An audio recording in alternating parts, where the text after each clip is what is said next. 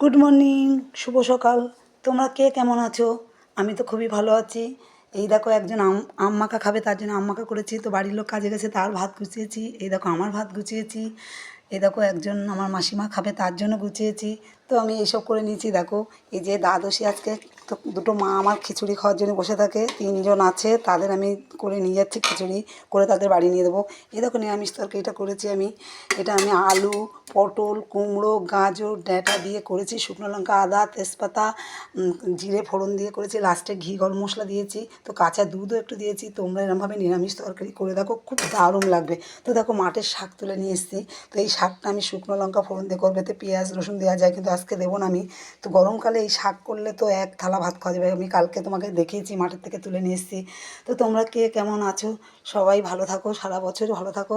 তো এই আমাকে তোমরা একটা করে লাইক দিও।